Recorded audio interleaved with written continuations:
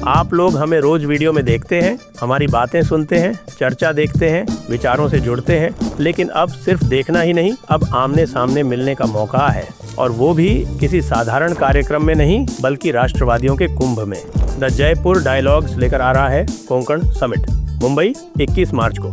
Theme है unbreaking India. इस वैचारिक संगम में आपके साथ होंगे भाव तोरसेकर, अनुपम मिश्रा, कर्नल अजय रैना, सुशील कुलकर्णी, अभिजीत चावड़ा, विवेक अग्निहोत्री, नीरज अत्री, विष्णु शंकर जैन, आनंद रंगनाथन और भी कई प्रतिष्ठित वक्ता। जहां विचार होंगे, संवाद होगा और अटूट भारत के भविष्य पर गंभीर मंथन होगा। रजिस्ट्रेशन लिंक नीचे दी हुई है और स्क्रीन पर दिए गए QR कोड को स्कैन करके भी आप आसानी से रजिस्टर कर सकते हैं। देरी मत कीजिए, आइए रजिस्टर करिए और इस वैचारिक संगम का हिस्सा बनिए।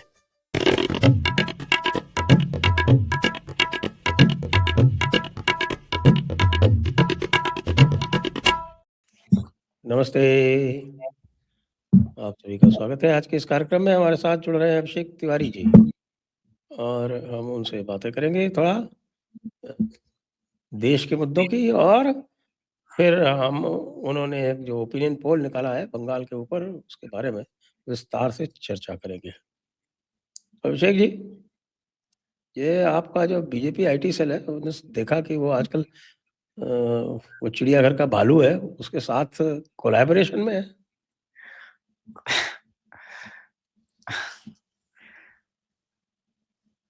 मोदी जी सिर्फ मुझे लगता है टीवी सीरियल रामायण देखे। मैं समझ सकता हूँ उस वक्त वो प्रचारक थे, वो नहीं देख पाए होंगे। एक और बहुत पॉपुलर जिसमें जो रामायण के सारे एक्टर्स हैं, उन्हीं एक्टर्स के द्वारा प्ले किया गया एक और बहुत फेमस सीरियल था विक्रम और बेताल। उसमें अरुण गोविल जी भी थे, लहरी साहब भी थे, सुनील लहरी जी भी थे, सारे कैरेक्टर्स थे। इनफैक्ट वो लिटरली वो ऑडिशन टेस्ट था कि आने वाले समय में रामायण में कौन कौन से कैरेक्टर लोग होंगे। लेकिन उसकी एक बहुत फेमस चीज मिसिंग हो रही है विमर्श से। बेताल जब राजा विक्रम के कंधे पर बैठता था तो कहता था पूरे रास्ते एक कहानी सुनाओ, उस कहानी का सही उत्तर तुमको देना है, दोषी कौन है निर्दोष कौन है इसका जजमेंट तुमको देना है, क्योंकि तुम राजा हो और न्यायप्रिय राजा हो। किंतु एक शर्त है, अगर कहानी खत्म होने से पहले राज दरबार में ले जाके कैद कर दिया हमको तो ठीक है, किंतु बीच में उत्तर देना पड़ेगा। उत्तर नहीं दिया तो तुम्हारे सर के टुकड़े टुकड़े हो जाएंगे। IT सेल न न्यायप्रिय है, न राजा है, और न उसके अंदर अपना विवेक है। तो उसके सर में एक डर का विस्फोट हो रहा है, वो समझ नहीं पा रहा है इस वक्त। जो भाजपा IT सेल है उसकी प्रॉब्लम क्या है, वो शत्रु मित्र कालने में इनमें कोई भेद विभेद कर ही नहीं पा रहा है। वो जो सोच रहा है उसके हिसाब से जो प्लेइंग लेवल फील्ड सेट किया गया है उसे वो अपना मित्र मान ले रहा है, और अपने समर्थकों को, अपने शुभचिंतकों को, चूंकि पैसे पर काम करता है ना, तो पैसे पर काम करने वाले लोग क्या होते हैं, रोबोट होते हैं। उनका अपना कोई विवेक नहीं, अपना कोई विचार नहीं, और जिसका कोई विचार नहीं, वो जिसका विचार शून्य हो, उससे तो आप कुछ भी करा लो। तो उसके लिए जुबैर भी IT सेल वाला निकल गया कि देखो देखो ये विभाजित कर रहा है। अरे भाई साहब, जुबैर के लार्जर गोल को अगर इतने बार जुबैर का एक्सपोज होने के बाद भी लोग नहीं समझे हैं, तब ये बहुत विकट परिस्थिति आ गई है। और ऐसे में आपको, आई एम सॉरी सर, एक और इस आयु में आपके कंधे पर दायित्व दे रहा हूं, कठिन दायित्व है। जयपुर डायलॉग्स को शत्रुबोध पार्ट 2 करना पड़ेगा। मुझे लगता हाँ, है शत्रुबोध से पहले स्वयं बोध कर लेना चाहिए था। हाँ, स्वयं बोध, ये स्वयं बोध वाला हम लोग मिस कर गए। डायरेक्ट हमें ये लगा कि 10 सालों में हम अपने शत्रु को पहचान गए होंगे, किंतु नहीं पहचान पाया। तो ये स्वयं वो बोध वाला कॉन्सेप्ट बहुत तो आना। स्वयं बोध ही नहीं पहचाने ना आप। स्वयं बोध देखिए, अब RSS जो है वो अपना शताब्दी वर्ष मना रहा है। शताब्दी वर्ष में वो पंच परिवर्तन का कार्यक्रम लेकर चल रहा है। पंच परिवर्तन का जो पहला सूत्र है वो है स्वबोध, और स्वबोध के नाम पर जो सारे के सारे लेफ्टिस्ट मार्क्सिस्ट नैरेटिव्स हैं, उनको मान्यता दे रहा है। इसको क्या कहेंगे? इसका कारण ये है कि जब आप सिर्फ वक्ता बन जाते हैं और श्रोता बनना छोड़ देते हैं, तो बहुत कठिन समय आ जाता है, क्योंकि फिर आप ही बोले जा रहे हैं। श्रोता और वक्ता के बीच एक माध्यम है। जैसे हम लोग मंच पर, जयपुर डायलॉग्स के मंच पर जो हमारे श्रोता आते हैं, उनके उनका ये हम प्रश्न लेते हैं शो के हर एक सेशन के आखिर में। वो हम क्यों लेते हैं, उसके पीछे का मूल तत्व क्या है?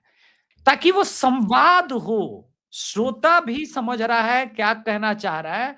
वो जब तक नहीं होगा, टू वे कम्युनिकेशन नहीं होगा।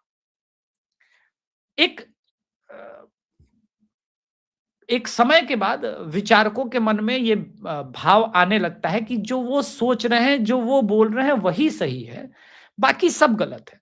पूरी दुनिया से वामपंथ अचानक क्यों हारा? मैं कुछ उदाहरण देता हूं। मोहम्मद जुबैर और आईटी सेल को ज्यादा भ्रम की स्थिति में नहीं रहना चाहिए। आप जो कह रहे हैं वो हारा, तो उसको भी परिभाषित कीजिए, कैसे हारा? वो तो आज की डेट में तो उसने पूरी दुनिया की एकेडमिया पर कब्जा जमा रखा है। आप उसे हारा कैसे हाँ, कह रहे हैं? ज़्यादा से ज़्यादा आप ये ऐसे कह सकते हैं कि भाई कि भारत में एकेडमी वामपंथ जो है वो चुनावी राजनीति में हार गया। चुनावी राजनीति में हार चुनावी गया। राजनीति में हारा, और नहीं। और आप ति- यूरोप इत्यादि को देखिए, तो उन्होंने तो पूरा उन्होंने तो टेक ओवर ही कर लिया, पॉलिटिकली ही हाँ, टेक ओवर कर लिया। बता रहे हैं क्यों। वो पॉपुलर डिस्कोर्स की लड़ाई भारत में इसलिए हारा क्योंकि भारत में सभी आबादी एकेडमिक नहीं है। सोशल मीडिया जब आया और उसने चीजों को एक्सप्लेन करना शुरू किया, तो फेसबुक पर बैठा हुआ एक हिंदू जो 2009 में प्रतिकार नहीं कर पाया, 2008 में प्रतिकार नहीं कर पाया, वो समझ बैठा कि मेरी बेटी को ये मौलाना कुरान पढ़ा रही है शिक्षिका, और भगवान कृष्ण का अपमान कर रही, इसको पीटना आवश्यक। मैं हिंसा का समर्थक नहीं हूं, किंतु ये घटना हुई भारत में, इसलिए मैं इसको उद्धृत कर रहा हूं। और उसने बोला, इसने मेरे भगवान श्री कृष्ण को अपमानित किया। तो पहली लाइन में ही हार गया इस्लाम कि भाई सरतन से जुदा वाला कॉन्सेप्ट का डर यहां पर आया। एक और घटना हुई अभी, दक्ष चौधरी को कहा गया कि वो क्रिमिनल है एक मीडिया के द्वारा। मैंने पूछा कि भाई जब न्याय तंत्र, राज्य सत्ता में बैठे हुए लोग और आपका पुलिस प्रशासन उस 13 वर्षीय नाबालिग हिंदू बच्ची की रक्षा नहीं कर पाया, तो कोई दक्ष चौधरी समाज के अंदर से आ ही जाएगा, यह आपकी है। किंतु दक्ष चौधरी या समाज में वो परिवर्तन भी तभी आएगा जब आपके पास आपके अनुकूल की सत्ता हो। स्टेल्थ प्लेन के अंदर से अगर कोई स्कल्प मिसाइल चलेगी, तो हम स्कल्प मिसाइल को और उसके विनाश को नहीं देखेंगे, उस स्टेल्थ प्लेन को भी देखना होगा, जो राजनीतिक विमर्श क्रिएट कर देती है। और उस विमर्श का असर होता है कि धुरंधर जैसी फिल्में आ जाती है, कश्मीर फाइल जैसी फिल्में आती हैं। तो ये जो कल हुआ है यूट्यूबर के साथ जिसको पीटा गया, उसमें क्या हुआ सर? सारे वामपंथी, एसएफआई, आईएसआई, ये लोग थे। इनका पोषक कौन है?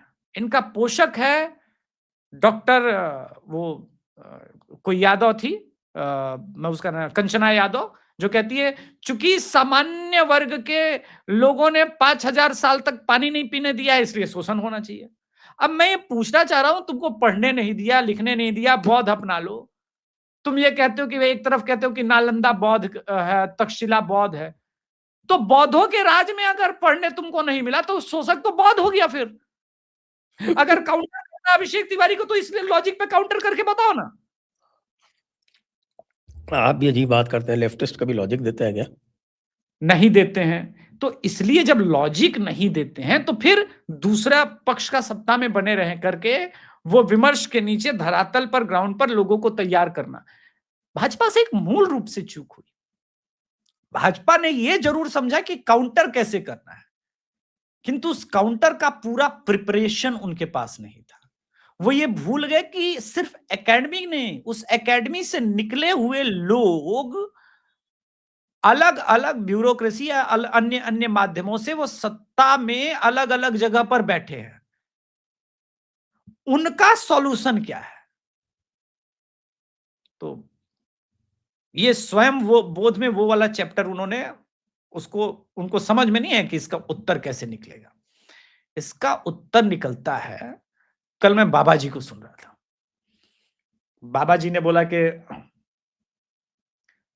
राजदंड पर बात हुई उस सदन के अंदर। उन्होंने बोला कि 3.5 करोड़ श्रद्धालु जिस तरफ से आ रहे थे उस तरफ से आपके स्वघोषित, उन्होंने मानने से इनकार कर दिया। पहली बार सदन के अंदर की वो शंकराचार्य नहीं है, टेक्निकली भी नहीं है, संवैधानिक रूप से, क्योंकि जुडिशियरी में बहुत सारा चीज उस पर है और अन्य अन्य शंकराचार्य बोल चुके हैं, उस पर मैं नहीं जाऊंगा। तो वो तो स्पष्ट है भाई। देखिए, मुकदमा चला था, मुकदमे में कब से चला था? 54 से मुकदमा चल रहा है। नहीं वो मैं वो नहीं कहना चाह रहा सर, मैं ये कह रहा, इलाहाबाद हाई कोर्ट ने ये कह दिया था कि भाई ये गद्दी खाली है। ठीक, इनके जो गुरु महाराज थे स्वरूपानंद जी, उनको भी कहा था कि आप भी शंकराचार्य नहीं है, वासुदेवानंद जी भी नहीं है और आप भी नहीं है। तो उन्होंने उत्तराधिकार किससे ले लिया? जो स्वयं मैं नहीं वहां था। नहीं जा रहा हूं, मैं वहां नहीं जा रहा हूं। योगी आदित्यनाथ महाराज जी के लिए वो 3.5 करोड़ लोग कितने महत्वपूर्ण थे और वो नहीं चाहते थे कि किसी प्रकार की दुर्घटना हो, तो उनके और उनके सिपाहियों को तो निर्देश था, राजदंड का प्रयोग सीखना पड़ेगा ना।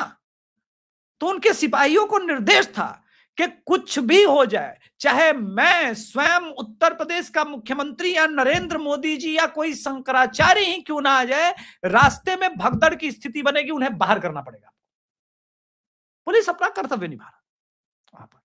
यह कल क्लियर हो गया जब सदन में योगी जी ने बोला।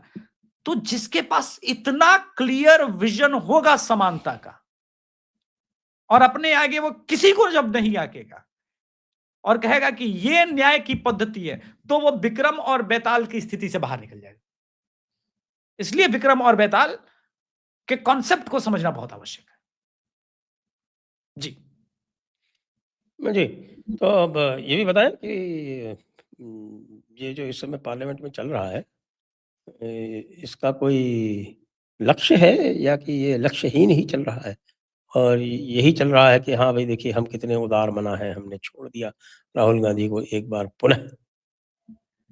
मैं तो मानता हूं कि मैं भी मोदी जी रहता तो राहुल गांधी को कभी हाथ नहीं लगाता।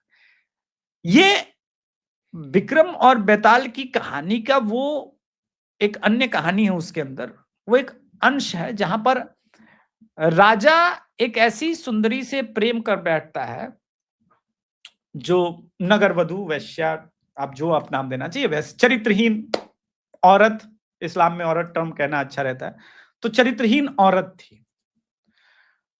उसने फंसा लिया लोगों को, राजा को भी फंसा लिया, समाज में चीजें खराब होने लगी, तो उसका मित्र उसको उसकी हत्या कर देता है अपने राजा को, राजवंश और देश को बचाने के लिए। क्योंकि राजा उसके प्रेम और मोहपाश में बंध गया था, तो उसे मृत्यु दंड की सजा दे देता है। वो मुस्कुरा रहा होता है, तो राजा ने उससे पूछा कि भाई क्यों मुस्कुरा रहे हो?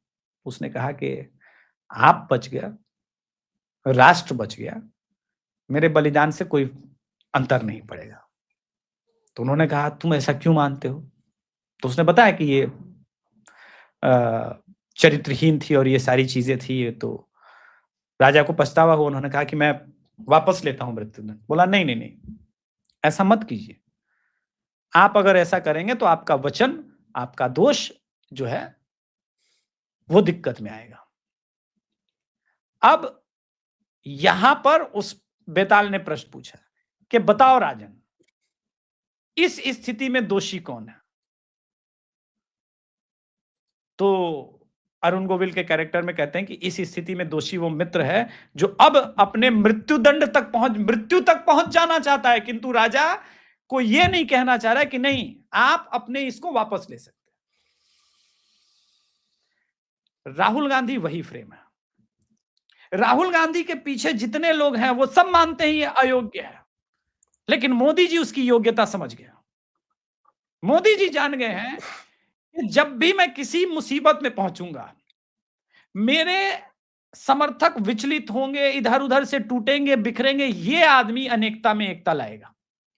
मुझ पे इतना अटैक करेगा, मेरी सरकार को गिराने के लिए वो षड्यंत्र करेगा, और उस षड्यंत्र को रोकने के लिए जो देश के अंदर, जो कि भाजपा IT सेल से नहीं है, वो सारे सिपाही एक होकर के सामने आकर के रोक लेंगे राहुल गांधी। तो मैं भी मोदी जी होता तो राहुल गांधी को कुछ नहीं होता, कसम से बता रहे हैं। इतना अच्छा कौन मिलेगा सर? वो सारे चीजों को ठीक कर देता है, मेरा मानना है राहुल गांधी वो इस तरह से। जी। मतलब आपकी उम्मीदें नहीं टूट रही राहुल गांधी से? नहीं, मेरी क्या, मेरी एक ही जगह उम्मीद टूटती है, वो बंगाल में। अभी तक वो बंगाल नहीं पहुंचा है। वो मेरा नहीं मानना है पहुंचेगा, बंगाल डरता है PM बहुत। देखो, जिसको बुली कहते हैं ना, वो जो दादा, जो गली के दादा के रूप में वो घूम रहा है वहां पार्लियामेंट में, दादा का एक ही इलाज है, समझावन लाल। उसके बगैर दादा जो है वो नहीं समझता है।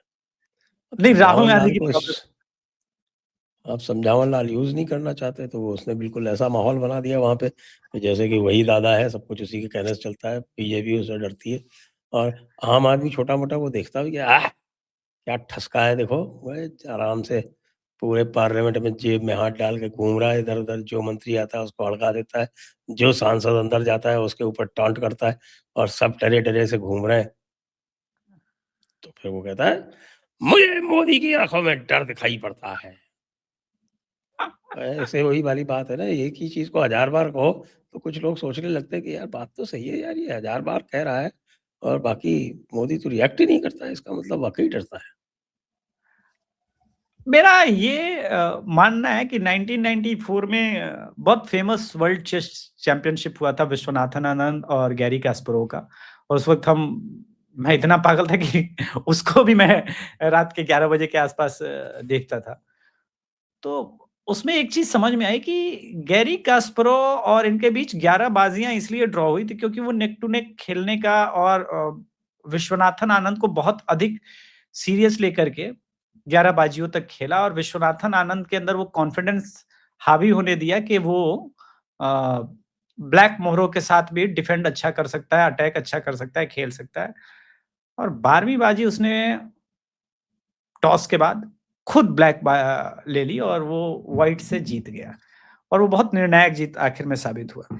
राहुल गांधी के साथ ऐसा ही है। मोदी जी हर बार कहते हैं कि हाँ राहुल गांधी तुम जीत रहे हो, तुम्हारा नैरेटिव, तुम्हारा विमर्श जीत रहा है, लेकिन जब रिजल्ट आता है तो राहुल गांधी के फेवर में नहीं आता। ये कंचना यादव और लक्ष्मण यादव हर बार कहते हैं कि हम 80% हैं, 80%। मैं पूछता हूं संजय सर, ये 80% होते तो रिजल्ट 25% इनके फेवर में कैसे आता? बिहार के अंदर भाई झूठ बोलना ये है, आप बोलते रहो 80%, 90%। ये वही वाली बात है कि किसी को कहना था कि भाई तूने लाख रुपए चुराए, तो उसको कहा तूने 10 लाख रुपए चुराया, उसने कहा नहीं नहीं 10 काम है, तो एक ही चुराया। तो बस वही बात है इनके तो साथ। वही वाली बात है, 80% बोलते रहो तो आप 80% नहीं कह दोगे कि हाँ भाई 50 है, 50 भी नहीं है। सबको पता है कि उत्तर प्रदेश का जो अगला चुनाव आने वाला है उसमें यादव मात्र 9% है, मात्र 9%। वो भी साथ में होता तो कोई बात है, दिक्कत ये नहीं है सर। मेरा एक मित्र है बिहार का, और फाइनली हमने 2025 के चुनाव में उसका और ग्राउंड रिपोर्ट, मुसलमान वहाँ वो 18-19% है, तो उनकी जो मैक्सिमम मार है, मैक्सिमम मार वो 28% है। यही इनका यथार्थ है। लेकिन अब यही बात है ना, मैंने कल कहा कि काम करते हैं 100% आरक्षण करते हैं, 3000 जातियां, सबका उसके हिसाब से परसेंटेज के हिसाब से कर लेते हैं। सबको भाई न्याय मिलना चाहिए ना। मैं कहता हूं 100% आरक्षण लेके आते हैं, फिर देश भर में जितनी जातियां हैं उसके हिसाब से उसका रिप्रेजेंटेशन शुरू करते हैं। आप देखिएगा कि राजस्थान वाले जो एसटी का कोटा खा रहे हैं वो कहेंगे नहीं नहीं नहीं, ये तो ठीक नहीं होगा, क्योंकि 40% वो खा रहा है। अब कोर्ट ने बोला कि नहीं आपको लाना पड़ेगा, वो आएगा, हर चीज कोर्ट के माध्यम से इनको लाना पड़ेगा। इसलिए किसी ने कल मुझसे पूछा कि अभिषेक कॉलेजियम को कैसे देखना, मैंने बोला कुछ देर के लिए होल्ड पे रखते हैं, बड़ा अच्छा चल रहा है। जस्टिस सूर्यकांत जो कर रहे हैं ना, वो आउट ऑफ सिलेबस आकर के इन्होंने कहा पहले वामपंथियों के खेमे में घुस गया, मैं तुम्हारा आदमी हूं। हमें भी एक सेकंड के लिए लगा सही में यार ये ऐसे ऐसे आदमी है, लेकिन वो आदमी निकला खतरनाक टाइप का। वो बोला कि एक बार घुसने तो दो, सीजीएफ बनने तो दो, इनको ऐसा ट्रीटमेंट दूंगा कि सब ठीक हो जाएंगे। अब सारे चिल्ला रहे हैं अगर सूर्यकांत नहीं होता और गवई होते तो यूजीसी पे ऐसा निर्णय नहीं आता, तब भी वही निर्णय आता। तो गवई ने इन्होंने तो निर्णय दिया है। सात जो जज के आपका बेंच में 6। देखिए, अभी कुछ ही दिनों पहले निर्णय आया, 7 जज की बेंच थी, 6-1 से निर्णय आया।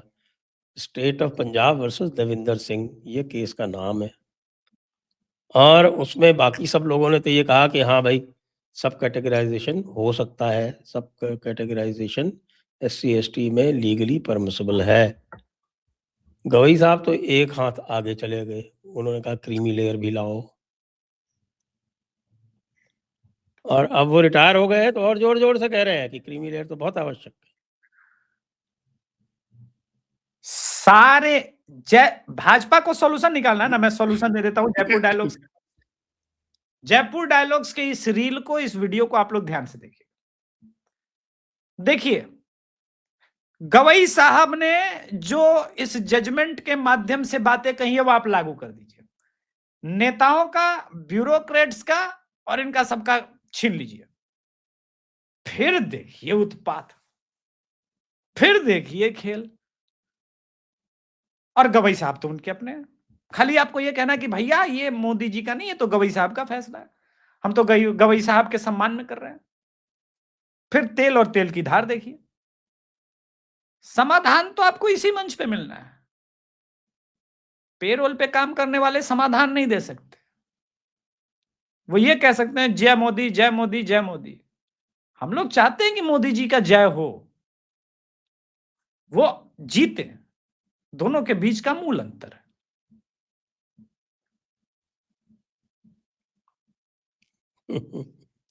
आइए जरा बंगाल की बात कर लेते हैं। और आप कह रहे हैं कि राहुल गांधी बंगाल नहीं जाएंगे। और राहुल गांधी वैसे तो एक ऐसा स्थान है कि अगर वो चले भी जाएंगे तब भी उनके उखाड़े कुछ न उखड़ेगा। तो इसलिए संभवतः उनको पता है, ये आश्चर्य की बात है कि पता है उनको ये, तो इसलिए वो वहाँ नहीं जाते हैं।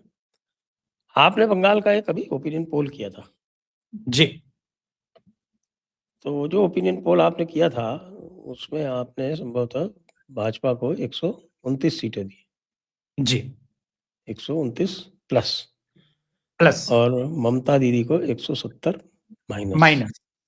मैंने ये भी बताया कि 10 सीटें ज्यादा नहीं समझना है, वो 6 सीट का अंतर जो बन रहा है, क्योंकि एक ऊपर जा रहा है और एक नीचे आ रही है, वो -10 इधर समझना है और अप 10 उधर जा। तो मैं ये जानना चाहता हूँ कि ये आपने जो सुप्रीम कोर्ट का एसआईआर के ऊपर निर्णय आया उससे पहले किया या उससे बाद में किया? नहीं, ये उससे पहले आया है और अब बाद में और बदलाव होगा। मैं एक चीज में जो कोई भी नोएडा और बाकी फ्रेम के लोग नहीं कह रहे हैं, वो मैं कहना चाहता हूं और आपके दर्शक इस बात को बहुत ध्यान से सुने सर। पश्चिम बंगाल में लगभग 30 से 50 लाख, चूंकि ये आंकड़ा वेरिएबल बहुत ज्यादा है, कभी वो बंगाल में रहते हैं, कभी बिहार में रहते हैं। बिहार के हर एक घर, मुस्लिम घर से आपको एक ना कोई एक आदमी जो बंगाल में काम करता है, जिसके पास राशन कार्ड है, बंगाल में रहता है, उसका वोटर आईडी कार्ड है, सब वो मिल जाएगा हर एक परिवार से। और ये बात आपसे छुपी नहीं है, लेकिन पता नहीं आपने सोचा या था या नहीं सोचा था। अब इसीलिए आंकड़ा 30 से 50 लाख के बीच होता है। हुआ क्या कि पहले एसआईआर हो गया साला बिहार में, तो बिहार में अपना वोटर आईडी कार्ड बचाने के लिए जो बंगाल में रह रहे मुसलमान बिहारी थे, वो पहले बिहार का अपना वोटर आईडी कार्ड बचाने पहुंचे।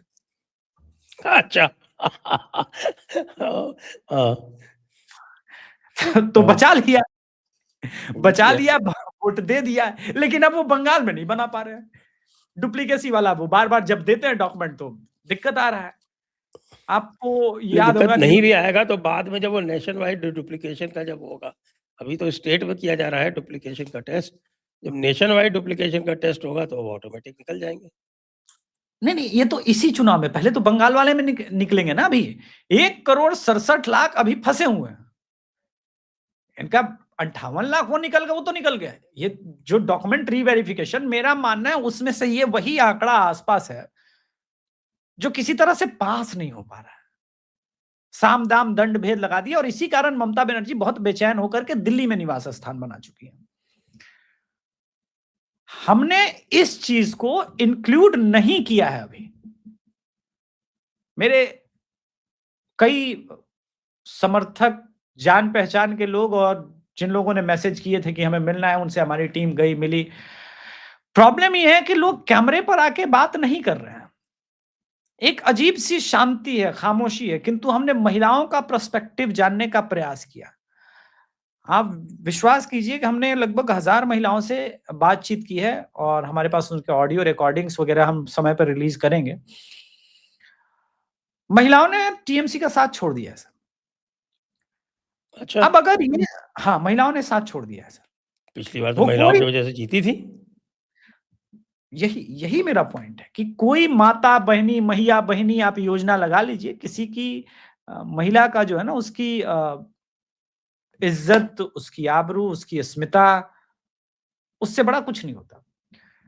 2021 के बाद स्पेशली टीएमसी के मुस्लिम सपोर्टर बहुत अग्रेसिव हुए। संदेश खाली सिर्फ एक एपिसोड नहीं है, संदेश खाली कई जगह हुआ। उसका इंपैक्ट है। उसके ऊपर जो उस ब्रेड के ऊपर बटर का काम कर रहा है, वो पूर्वी बंगाल में हो रही चीजें। और मीडिया को आप रोक सकते हैं, सोशल मीडिया, व्हाट्सएप, और ये जो चीजें न्यूज पहुंच रही हैं इनबॉक्स में, वो आप नहीं पहुंच सकते। उदाहरण, आप बंगाल फाइल्स, आपने थिएटर और ये सब रिलीज रोक रखा, तो क्या बंगाल में हिंदुओं ने बंगाल फाइल्स नहीं देखी? देखी, खूब देखी। अब तो जी पे भी आ गया है, Z5 वगैरह एप्लीकेशन पे, तो लोग देख रहे हैं। आप नहीं रोक सकते। इन सबका परिणाम यह है कि मैं सर्च बीजेपी का 2021 के वोट के अनुसार लगभग 5.5% का देख रहा हूं, और ये पहुंच जाता है लगभग 44%। अब ये अगर हो जाता है तो बीजेपी 160, 65, 70 तक जाएगी। नंबर वो जगह आ सकता। हमने अपने आप को, क्या है कि हम लोग राष्ट्रवादी लोग, क्या है कि कंफर्मेशन बायस से भी पीड़ित होते हैं। तो मैंने अभी इस वक्त 100 नंबर 129 इसलिए रखा है क्योंकि मैं चीजों को बार बार रीचेक करना चाहता हूं। गलत होने पर तो गाली अपने वाले देते ही हैं, अपोजिट वाले ज्यादा देते हैं, वो ठीक है, उनका तो सह लेंगे, लेकिन अपने वाले जब देने लगते हैं तो दुख होता है। और हम लोगों के साथ क्या है कि सर, प्रदीप गुप्ता गलत हो सकते हैं, सी वोटर गलत हो सकता है, हम गलत हो गए तो हमको गाली मिलनी तय है। और अपने लोगों से वो ये भी नहीं देखते कि अगर वो नैरेटिव की लड़ाई लड़ रहा है तो हम भी वही लड़ाई लड़ रहे हैं। तो इसमें एक चीज है कि अगर बीजेपी यहां से अपने आप को पुश करने में कामयाब होती है, और बंगाल के स्पेशली वो कलकत्ता, हावड़ा, ये वाले एरिया में अपना वोट शेयर बढ़ाने में कामयाब होती हुई नजर आ रही है पहले दृष्टिकोण में, वो हो जाता है। और सबसे अधिक नाम भी इधर ही कटे हैं। नादिया में बहुत ज्यादा नाम कटा है, अलीपुर द्वार में देखिए बहुत ज्यादा नाम कटा है। तो हिंदुओं का नाम कटा है वहां पे तो है। अरे सर, यही तो समस्या है। लोग ये हिंदुओं का नाम पे भी मैं आता हूं। बड़ा बाजार के हिंदू व्यापारी अपना सब कुछ बेच के चले गए हैं बहुत पहले। कई बार मैं बड़ा बाजार गया हूं, आप भी गए होंगे, हमारे समर्थक भी गए होंगे। उसके बाहर जितने रेडी वाले लगा के बैठे ना, आधे बांग्लादेशी और आधे वो। उसी प्रकार से ऐसे कई मार्केट से वो निकल गए हैं, वो शिफ्ट हो चुके हैं। उनके वोट का कोई मतलब नहीं। उदाहरण पटना से देते हैं। पटना में 3.5 लाख वोट कटे। तो कहा बाप रे बाप, हिंदू वोटर कट गया, पटना शहर का वोटर कट गया, 3.5 लाख कट गया, अब कैसे बीजेपी जीतेगी। किंतु मैं पटना में रहता हूं, मैं जानता हूं ये बूढ़ों का, बुजुर्गों का शहर है। बाल बच्चे तो कब का घोंसला छोड़ के उड़ चुके हैं। वो चिड़िया उड़ गई। वो साइकिल देखे थे ना सर, बचपन में हम लोग एक साइकिल हम लोग खुद चलाते थे, तो बच्चे को बिठाने के लिए बच्चे वाली सीट होती थी उसके ऊपर। बच्चा उस सीट से उतर गया है सर, वो बाइक पे बैठ के उड़ चुका है, सिर्फ साइकिल बची है। हम विमर्श मैं अब मुझे ये ठीक नहीं लगता कि जनसंख्या नियंत्रण कानून से भारत बचेगा। हमें हिंदुओं की जनसंख्या को बढ़ाने के लिए सोचना पड़ेगा। मैं खुद 4 करूंगा। मैंने सोच रखा है कि भैया 2 और आएंगे हमारे पास। उसका कारण है, नंबर बढ़ाएंगे तब राजनीति में हम जीतेंगे।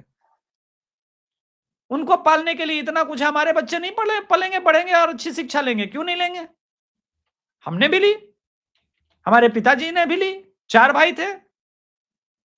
ये सब हिंदुओं का गुण है शिक्षा लेना, वो गुण धर्म की बात है। इसी प्रकार से बंगाल के अंदर जो है एक परिवर्तन जा चुका है, वो मैसेज जा चुका है। अब आप कितना भी बदल लेंगे उस वोटर को, इस बार वो टीएमसी से जो निकल चुका है वो निकल चुका है, वो शिफ्ट नहीं होगा।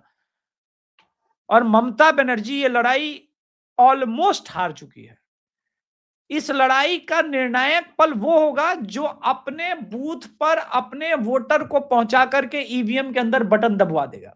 अगर भाजपा इस निर्णायक लड़ाई को जीतने में कामयाब हो गई तो इस बार बीजेपी की सरकार गाजे बाजे के साथ बनेगी। और अगर वो ये निर्णायक लड़ाई वो हार गई, अपने वोटर को बूथ तक ले जाने वाला, तो चुनाव हार जाएगी। इतना सिंपल है। लेकिन जो लोग, जिन लोगों से मैं बात कर रहा हूं, तो ये कह रहे हैं कि साहब के बीजेपी ग्राउंड पे तो कहीं दिखी नहीं रही।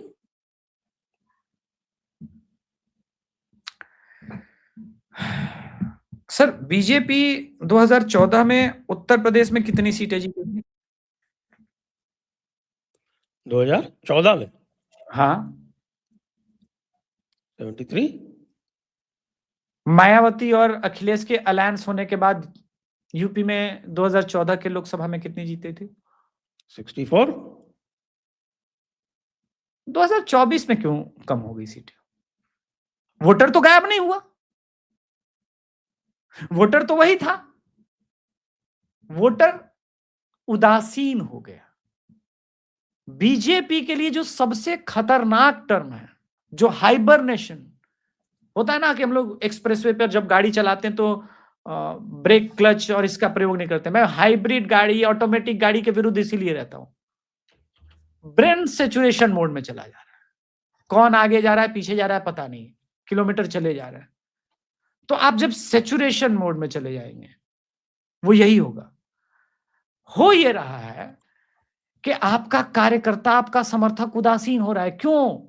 क्योंकि जिस बात को बोलने के लिए वो जो सुनना चाहता था, वो कार्यकर्ता जो आपके लिए डेडिकेटेड था, आप उसके जगह और नया जोड़ने के चक्कर में उनको भूल करके जिन नया को जोड़ने के चक्कर में आप बैठे हैं, वो आपका है ही नहीं, वो कभी था नहीं और वो कभी नहीं होगा।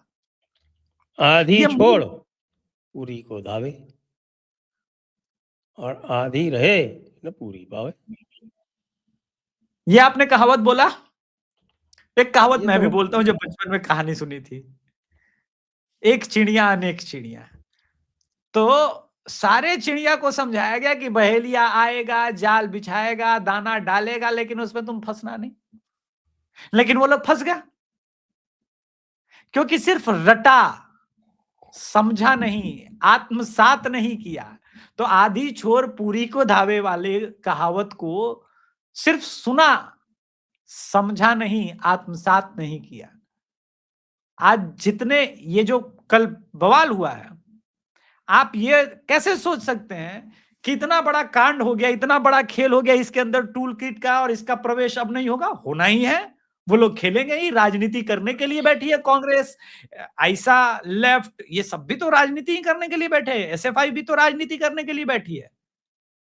वो इसी मौके के तो ताक में थी, वो तो राजनीति करेगी। आप कैसे रोकेंगे? आप रोकते कैसे, मैं बताता हूं। कुछ नहीं करना था, बोला चूक हुई है, इस रेगुलेशन को हम होल्ड पे डालते हैं, इसमें सभी जाति का एंगल डाल देते हैं। अब वो भी नहीं बोल पाएगा, आप भी नहीं बोल पाएंगे। बोला ना अत्याचार हो रहा है तो सभी जातियों पर होगा। तुमने भी इस पे लिखा है भैया, ब्राह्मण मुर्दाबाद, ब्राह्मण को यूरेशिया भेजेंगे, ब्राह्मण का नरसंहार करेंगे, ये तो तुम ही लिख रहे हो, तुम पे भी कार्रवाई होगी। आपने बहुत अच्छा एक काम किया रिसेंटली, जितना डफली गैंग था जेएनयू का आपने निष्कासित किया। आपने निष्कासित किया, ये प्रचार भी आपको जो भाजपा का अपना इनका कोर आईटी सेल वो नहीं करा पाया। उसके लिए भी आप जिसको गाली देते उसी का मदद लेना पड़ा। वही यूट्यूब पे वीडियो बनाएंगे, वही बताएंगे।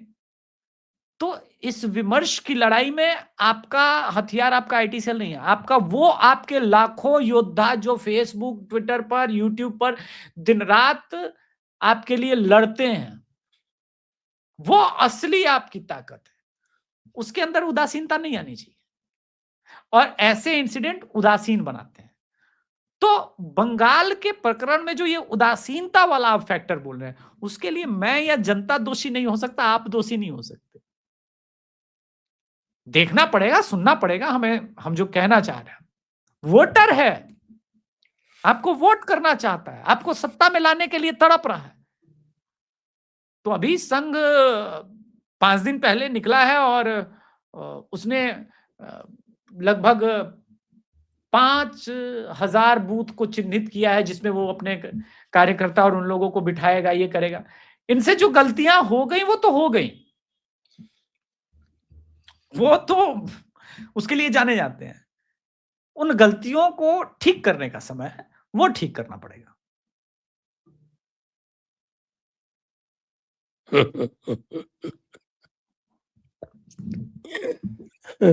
राहुल गांधी राहुल गांधी कह रहे थे कि साहब के के हरदीप सिंह पुरी जो है वो एप्स्टीन के पड़ोस में रहते हैं।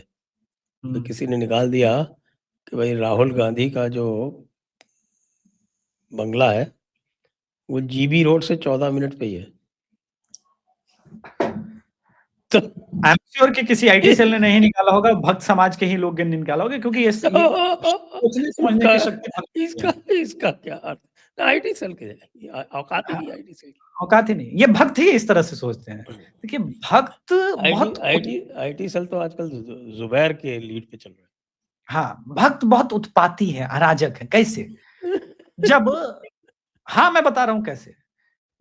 जब ये सीता माता का पता लगा के पहुंचे, तो एक वाटिका थी किष्किंधा में, उसको उजाड़ दिया, पूरा फल वल खा गए। जामवंत जी पहुंचे, बोला कि देखिए सब बंदर सब उखाड़ दिया, सारा सेना उखाड़ दिया, सारा फल तोड़ दिया। तो सुग्रीव बड़े हर्षित होकर बोले, हाँ मतलब ये लोग पता लगा के आ गए सीता माता का। तो मोदी भक्त पता लगा के आ जाते हैं कि ये जो खेल खेल रहे हैं पवन खेड़ा। और कल मैंने पता लगाया कि पवन आरक्षण के ऊपर एक आर्टिकल योगी आदित्यनाथ जी ने लिखा है, मैंने नहीं पढ़ा था, लेकिन वो जो इंदिरा गांधी का डुप्लीकेट, वो जो बाल रखते थे, अभी सर पे बाल नहीं है, जयराम रमेश, वो कह रहे देखिए योगी जी के विचार कैसे हैं, वो आरक्षण को किस दृष्टिकोण में देखते हैं, वो कह रहे हैं कि विवाद का कारण बन रहा है ये सब। मैंने बोला बस बस बस, यही वो आर्टिकल सफिशिएंट है हिंदू एकता के लिए, सामान्य वर्ग के लिए। उनको दिखाओ और बताओ कि योगी कितना विमर्श के लिए आवश्यक। कई लोग बीएनपी के जीत पर, तो अभी देखने में साफ साफ आ रहा है ना कि जब केंद्र सरकार जो है वो बगैर मतलब के वहाँ पार्लियामेंट में डिफेंसिव हुई पड़ी हुई है, और लोगों की इतनी हिम्मत हो जाती है कि वो जाके प्रधानमंत्री का जो स्थान है उसको घेर लेते हैं। मैंने तो कल यही कहा कि भैया जरा योगी जी का कोई स्थान घेर के बताओ यार। समाजवादी जो है वो गुंडागर्दी के इंडेक्स में कम से कम 4 गुने है कांग्रेसियों के, लेकिन योगी जी का आसन तो घेर के बताओ। कांग्रेसी जैसे घेर सकते हैं, इमरान मसूद जैसे बोटी बोटी वाले जो हैं वो आपकी महिला सांसदों को आगे करके ये करवा सकते हैं, तो समाजवादी पार्टी क्यों नहीं कर सकती? क्यों? आप योगी, हिम्मत नहीं है कि योगी जी के नहीं सामने कर ले। आप योगी, मनोज यादव का क्या हुआ? बहुत उचक रहे थे, पता नहीं क्या क्या बोल रहे थे। एससी एसटी, बताइए पीडीए की एकता का क्या होगा? एससी एसटी एक्ट में चला गया। मैं योगी जी के इस मामले में फैन हूं। जानते हैं क्या, वो ये शिकायत नहीं करते संविधान में ये बदलाव लाओ, ये प्रस्ताव ना लाओ, ये अमेंडमेंट होना चाहिए। बोले इतना संविधान में है, मेरे लिए काफी, हम निकाल लेंगे, सॉल्यूशन निकाल लेंगे, संविधान में सॉल्यूशन है। मेरे हिसाब से सॉल्यूशन है, हम निकाल लेंगे। प्रॉब्लम कहां है सर? आपने बोला योगी मोदी जी का, मैं कहता हूं योगी जी का, मैं कहता हूं अमित शाह के सीट पर जाके दिखाओ। नहीं दिखा पाओगे ना, पता है ना बरबरा राव का क्या हुआ, पता है ना सुधा भारद्वाज के साथ क्या हुआ, गौतम नौलखा के साथ क्या हुआ, पता है ना कि पूरा ग्राउंड पे भी नक्सल कैसे खत्म हुआ। नहीं करोगे, जानते हो कि बाप रे बाप अमित शाह से नहीं कर सकते। तो मोदी जी ने दे रखा उत्पाद ये छोड़ने का, क्योंकि उनको लगता है कि मेरा विक्टिम कार्ड जब तक चल रहा है बहुत अच्छा चल रहा है, किंतु एक समय के बाद भी भेड़िया आया वाला विक्टिम कार्ड चलता नहीं है सर, कुछ करना पड़ेगा। तो ये लकड़बग्घे सा है एक, क्या ही बताएं, आजकल बीच बीच में कहानियां लिखने पड़ गए हैं, हर वामपंथी के लिए कहानी लिखना पड़ता है। उसमें अमित शाह जी जैसे लोगों के लिए एक है कि भोजपुरी में कहावत कि मारेंगे और रोने नहीं देंगे, मारेंगे और रोने नहीं देंगे। एक राजा के सैनिक को राजा से बदला लेना था, तो उसके पूरे खानदान को कैसे नष्ट कर दिया, उसके ऊपर ये कहानी थी। उसी में था कि मारेंगे, बच्चे को पॉटी आई तो सैनिक ने बोला अगर तूने पॉटी की यहीं पटक के मारूंगा। तो राजा के पास फिर पहुंचा बेटा, कर नहीं पाया डर के मारे। राजा को बोला पापा पॉटी आई है, करने नहीं लगा हुआ। फिर उस सैनिक को भेजा, बोला जाओ, ये साला 5 बार से बोल रहा है पॉटी आई पॉटी आई पॉटी आई, कर नहीं रहा है। इस बार अगर इसने पॉटी नहीं की वहीं पर उठा के पटक देना। सैनिक पहुंचा अकेले राजा के पास, बोला बेटा, बोला उसको तो पटक दिया मैंने, वो तो मर गया। बोला मर गया? कैसे मर गया? बोला साला पॉटी नहीं कर रहा था, आपने बोला था, आदेश दिया था कि अगर पॉटी नहीं करेगा उठा के पटक देना है, साला मर जाए। तो आपके आदेश का पालन किया राजा साहब। तो अमित शाह वो आदमी है, पटक के मारे।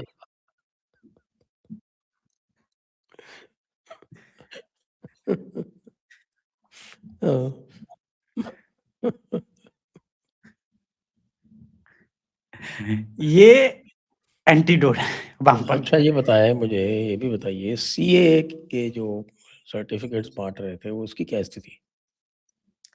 बटे हैं, काफी बट गए हैं।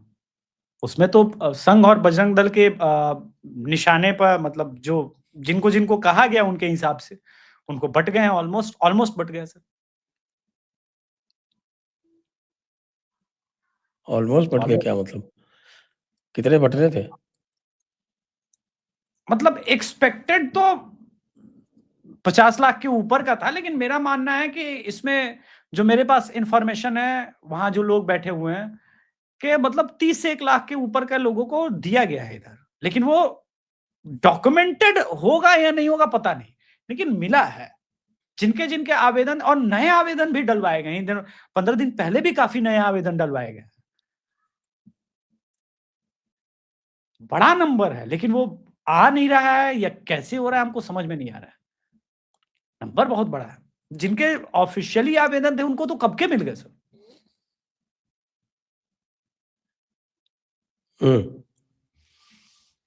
भाई जो उनकी मथुआ महासंघ है, मथुआ महासंघ ने कहा था कि 1 करोड़ लोग हैं, 1 करोड़ में खैर बच्चे भी शामिल होंगे, बच्चे भी शामिल, बहुत सारे लोग शामिल होंगे ना फिर वो। तो वो 1 करोड़ में देखिए मतलब ये अगर तो माने कि भाई बच्चे यदि एक परसेंटेज जो है फिक्स उनका मान ले 30% के आसपास बच्चे हों, तो अभी 60-70 लाख तो चाहिए। 60-70 लाख अभी कहाँ हुए कि 60-70 लाख अगर मथुआ का सर्टिफिकेट ही बन जाए तो बीजेपी की समस्या सॉल्व हो जाए। 58 कट गए हैं और 60-70 ऐड हो जाएगा तो आप स्वीप ही कर दीजिएगा पूरा बंगाल। जैसे बंगाल का एक स्टाइल है, बंगाल वोट करेगा ना तो आधा अधूरा नहीं करेगा, एकदम खत्म करेगा। पता नहीं क्यों मन में कंफर्मेशन बायस नहीं होना चाहिए। मन में ये भाव आ रहा है कहीं 170-75 कहीं वो आंकड़ा ना लगे एकदम, क्योंकि 58 निकल गए हैं और बाकी ऐड नहीं हो पा रहे हैं, 30-35 और निकल जाएंगे 2021 में भी टोटल वोट का अंतर इतना ही था। और जहां पर दिक्कत क्या है ना सर, जहां पर मुसलमान 68 सीटों पर है, वहां पर बीजेपी का प्रेजेंस ना के बराबर है। तो बाकी जगहों पे ये नंबर पहुंच जाएगा 55%, 56%, 57%, जो बीजेपी का वोटर हो जाएगा। ममता ये बात समझती है, तभी वो दिल्ली में अटकी हुई है। बोला कुछ भी हो जाए यार, कुछ करना पड़ेगा यार। ये उस ओपिनियन पोल का कारण था कि मैं मानता हूं कि बीजेपी, और 129 पर तो अभी है। आप थोड़ा बताएं जरा 129 का डिवीजन भी बताएं, कौन कौन से क्षेत्र में कहाँ कहाँ। 23 आपके 24 परगना जो है नॉर्थ और साउथ, ये अकेला मिला के 64 सीटें हैं। उसके बाद 11 सीटें जो है वो कोलकाता मेट्रो एरिया में है, जी 75 सीटें तो यही हो जाती हैं। उसके बाद हावड़ा और हुगली इनका बहुत स्ट्रांग होल्ड है, 16 सीटें वो हो जाती हैं, हो गई 107। फिर देखिए सर, आप आगे चलेंगे तो फिर ईस्ट और वेस्ट मिदनापुर जो है, उसमें भी शायद इतनी ही करीब 32-34 सीटें हैं दोनों मिला के। तो ये यहाँ जो भी एरिया है ये क्रिटिकल और क्रूशल है। हाँ, क्रिटिकल और वैसे भी आपके मुर्शिदाबाद मालदा में आपके कोई विशेष है नहीं। नहीं, आप जो आपको स्थिति है, इंग्लिश बाजार जीतना चाहिए मालदा का आपको। क्यों हारेंगे आप इंग्लिश बाजार? अगर आप ठीक से फोकस करेंगे इंग्लिश बाजार पर, 100% आपको इंग्लिश बाजार जीतना चाहिए। वहां पर डेमोग्राफी भी आपके साथ है, 50-50 है ना। लेकिन मुसलमानों का एक है ना कि भैया हम जहां रहेंगे वहीं रहेंगे। नहीं, तो ये जो आपका नॉर्थ 24 परगना का जो मथुआ इलाका है, इसमें क्या स्थिति है? देखिए, मेरा मानना है कि नॉर्थ 24 परगना, हावड़ा, कोलकाता और उत्तर 24 परगना मिलाकर के ही इस बार ये लोग बहुत अच्छी खासी सीट पहुंचेंगे। पिछले बार से बेटर पोजीशन पर है, इतने में ही। ये जितना जीते उससे कहीं अरे नहीं। यही तो क्रूशल एरिया तो यही है, यहाँ पे तो साफ हो गए थे ना पिछली बार। यही बात है ना कि पिछली बार ये पूरा एरिया इनके लिए, मतलब क्या शब्द बोला जाए इसके लिए, जहां ये इनके लिए वो था जो सेंट्रल कित्तूर कर्नाटका, जैसे मान लीजिए कित्तूर कर्नाटका आपको टेक्निकली जीतना चाहिए, लेकिन अगर आप वहां चुनाव हार जाएंगे तो कर्नाटका इलेक्शन नहीं जीतेंगे ना। वो बंगाल का इनके साथ ही है कि यहां आपके पास वोटर है, डेमोग्राफी है, सब साथ में है, लेकिन आप चुनाव नहीं जीत रहे। यहां पर आपकी सीटें नहीं बन रही है, तो क्यों नहीं बन रही है वही निकालना था ना। आपने जो फुटेज देखे कि भाई हावड़ा से ये लोग भाग रहे हैं, तो मैंने दोस्तों से एक बार क्वेश्चन पूछा कि ठीक है, ये हावड़ा स्टेशन पर, सियालदह स्टेशन पर आपने मुसलमानों की भीड़ देखी, पूरा का पूरा कॉलोनी नियर कलकत्ता का वो रीजन पे खाली हो रहा है, तो ये लोग ट्रेन से भाग के कहां जा रहे हैं? बांग्लादेश की तो कोई ट्रेन है नहीं।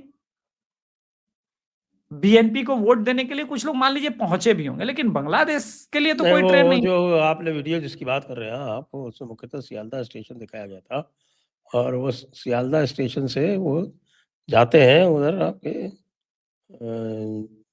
जो क्या नाम है, बशीरहाट, और बशीरहाट से फिर आगे जाते हैं। और बशीरहाट जो है उनका एक तरह से पॉइंट है, तो जो बांग्लादेश जा रहे हैं वो बशीरहाट होके जा रहे हैं, देखिए, वो सियालदह से होता है। मैं बताता हूं, बांग्लादेश जिनको जाना था वो गए, किंतु उसके अलावा बड़े चंक पर तमिलनाडु, कर्नाटका, केरल, तेलंगाना पहुंचे। वहां उनके हाँ, पास तो पहले से वो वोटिंग के लिए उपलब्ध नहीं है, आप ये कहना चाहते हैं? हाँ, वो वोटिंग के लिए उपलब्ध नहीं है। यही तो मैं कहना चाह रहा हूं। अभी तमिलनाडु में एक कार्य क्षेत्र में 130 135 बांग्लादेशी 2-3 पहले फिर पकड़े गए, वो बड़े चंक में पड़े गए। अभी एक महाराष्ट्र में एक मेयर बना बीजेपी का, वो बांग्लादेशियों के घर और इन सब पे बुलडोजर चला रहा था, उनको वहां से भगा रहा है। महाराष्ट्र का कोई बॉर्डर नहीं लगता बांग्लादेश से, अब पहुंचने का टेक्निक वही है। किंतु इस बार दिक्कत ये हो गया कि फॉरेनर और इमिग्रेशन बिल आ गया है, तो जैसे ही ये पकड़े जा रहे हैं तो उनका मालिक अपना हाथ छुड़ा रहा है। पहले बोला मैंने नहीं रखा भाई, मैं हूं ही नहीं, और देश भर में इनका वो नेक्सस टूट रहा है। और नेक्सस टूट रहा है। तो डेमोग्राफी पर ये जो चेंजेस का सुनियोजित इनका प्लान था ना, उस पर ये अटैक है। ऑपरेशन टॉर्च लाइट इसको नाम दिया गया है कि हर जगह पे टॉर्च जला जला के, जैसे होता है ना कि घास में हम तिनका ढूंढ रहे होते, तो वैसे टॉर्च जला के देखा जा रहा है। तो ऑपरेशन टॉर्च लाइट के कारण इनको जो ममता बनर्जी को चोट पहुंचा है, उस चोट को कोई इंक्लूड नहीं कर रहा है अपने सर्वे और इन सब में, इसलिए वो आपको दिख नहीं रहा है, या मुझे नहीं दिखेगा, या किसी को नहीं दिखेगा। वो देखने के लिए हमको समझना पड़ेगा कि अभी फंक्शन कैसे कर रहा है संघ। और संघ के मेरे बहुत परिचित हैं, उन्होंने कहा कि आज तो मामला लगभग 55 और 45 का है, जो कि बीजेपी के साइड 55 है और 45। हमारा टारगेट ये है कि चुनाव आते आते इसको 65-35, 60-40 तक खींच ले, हम आराम से चुनाव जीतेंगे। ये तो खैर उनका कहना है, तो उनका वो तो कुछ भी कह सकते हैं।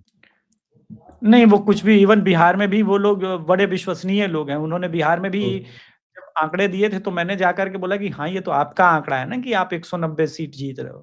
बोला नहीं अभिषेक भाई, देखिएगा। वो लोग बंगाल पहुंचे हुए, तो मैं उनके आंकड़ों पे विश्वास नहीं कर रहा हूं, लेकिन उनका परिश्रम करने का अंदाज जो है, जिस तरह से वो परिश्रम करते हैं, हम लोग साधारण मनुष्य नहीं कर सकता सर, साधारण कार्यकर्ता भी नहीं कर सकता। एक मेरा मित्र है, मुझसे 2-3 साल छोटा ही होगा। तो हम लोग यही कल बात कर रहे थे, 2-3-4 लोग बैठे हुए, पॉडकास्ट, यही आपका डिस्कशन चल रहा था ऑनलाइन। हम सब एक दूसरे से पूछ रहे थे, कभी किसी पन्ना प्रमुख से मिले हो? कोई भी नहीं मिला है आज तक। ऐसा है कि मैं तो इस बार बिहार में कई पन्ना प्रमुख को जानता था, मिला था। 69 से, चूंकि इस बार मैंने काम किया था ना वो सिस्टम के अंदर रह के, तो ये टेक्निकली सही नहीं है कि तो वो पन्ना प्रमुख, लेकिन सारे संघ के लोग थे, यही मैं कहना चाह रहा हूँ। तो मेरा एक मित्र है जो बंगाल में, मतलब ये जो 14 करोड़ की जो पार्टी है, इसके कार्यकर्ता क्या करते हैं? मिस्ड कॉल वाले। वो भी इसके कार्यकर्ता ही हैं, लेकिन क्या है कि वो पन्ना प्रमुख है नहीं, क्योंकि उनको पन्ना प्रमुख काम कैसे करना है वो आइडिया नहीं है। इसलिए मैं उदासीनता वर्सेस संघ के कार्यकर्ता और इनकी बात करता हूँ ना। 2.5 महीने से मेरा मित्र, जो कि राजगीर का है, वो परिवार घर छोड़ करके बंगाल में एक ऐसे लोकेशन पर है जहां बिजली की हालत इस सर्दी में भी खराब है। नेट के लिए वो कोई जियो या एयरटेल नहीं, वो हॉटस्पॉट वाला जो छोटा वाला आता है उसके ऊपर है। मैं लोकेशन उसका डिस्क्लोज नहीं कर रहा हूं, लेकिन वो 2.5 महीने से जिन विषम परिस्थितियों में कार्य कर रहा है, मैंने कल उसको फोन किया, बोला क्या खा रहा है? तो कह रहा है अरे यार, ईंट पे ईंट रख करके आग जला के दाल भात चोखा बनाया। हम और आप नहीं कर सकते सर ऐसे काम। मैंने बोला क्या जीतेगा बंगाल? अरे इस बार एकदम उखाड़ देंगे किला। ईंट का चूल्हा बना करके किसी तरह से विषम परिस्थितियों में वो दाल भात चोखा खा रहा है कि ममता को उखाड़ सके। मैं इस पे नहीं जाता हूं कि वो उखड़ेगी नहीं उखड़ेगी, लेकिन ये जो डेडिकेशन है, आश्चर्य है कि उसका 2021 में भी ऐसा ही डेडिकेशन था उसके साथ, वैसे ही जीवटता के साथ लगा हुआ था कि एक दिन उखाड़ेंगे। एक दिन उखाड़ते उखाड़ते केरल में आज बीजेपी 20% का जो थ्रेशोल्ड वोल्ट है उसको क्रॉस करने की स्थिति में। और मैं ये नहीं कह रहा हूं कि सरकार बनाएगी या कुछ बड़ा करेगी चमत्कार, लेकिन 20% के ऊपर जाना बहुत बड़ी बात है। और तमिलनाडु में तो सरकार बना ही रहेगी एनडीए, इसमें कोई संदेह नहीं। मुझे कोई संदेह ही नहीं आपको? ना, बिल्कुल नहीं। नो इफ नो बट, बिल्कुल नहीं। तमिलनाडु में तो श्योर शॉट सरकार आ रही है। ये लोग जो बैठे हुए ना नॉर्दर्न इंडिया में, लोग अपने सर पे जूता मारे, इनको पता नहीं है तमिलनाडु में क्या हो गया, गांव गांव में क्या हुआ है। और अब लोगों को समझ में आएगा कुछ दिनों बाद, जब ये वीडियो देख लेंगे कि राम मंदिर की ग्रेविटी, राम मंदिर का वाइब्रेशन क्या कर गया है तमिलनाडु में। कमाल हो गया है तमिलनाडु में। तमिलनाडु में लोग हिंदू बन गए हैं और बहुत तेजी से हिंदू बन रहे हैं। जिन मंदिरों में 5 साल 6 साल पहले भीड़ नहीं होती थी गांव के, वो मंदिरों में भीड़ है। क्रिश्चियन लॉबी बहुत परेशान हुई है इन दिनों कि ये हो क्या रहा है तमिलनाडु में, लेकिन वो ग्रेविटी ही तो नहीं समझे। काशी तमिल संगमम ये सब तो बहुत छोटे प्रयास थे, लेकिन अभी मैं अयोध्या में, आपको पता है, अपना वैवाहिक वर्षगांठ मनाने के लिए हम लोग अयोध्या गए हुए थे पूजा पाठ करने के लिए। 6 बसेस फुल होकर के तमिलनाडु से सिर्फ आई थी, और नॉर्मल दिन है, क्योंकि जनवरी का महीना है, कोई विशेष महीना तो है नहीं। वो सिर्फ इसलिए आई थी कि राम मंदिर का दर्शन करना है, भगवान राम को देखना है। किसी चीज की ग्रेविटी को हम 1 साल, 2 साल, 3 साल में परखने का प्रयास करते हैं, वही तो हमारी मूर्खता है। उसको तय करेंगी आने वाली पीढ़ियां कि राम मंदिर का होना अपने आप में कितना बड़ा बदलाव है। तो आइए चर्चा को यहीं पे विराम देते हैं। सभी दर्शकों को बहुत बहुत धन्यवाद, अभिषेक जी को भी बहुत बहुत धन्यवाद। जय हिंद, जय भारत, वंदे मातरम। जय हिंद, जय भारत, वंदे मातरम, जय श्री राम।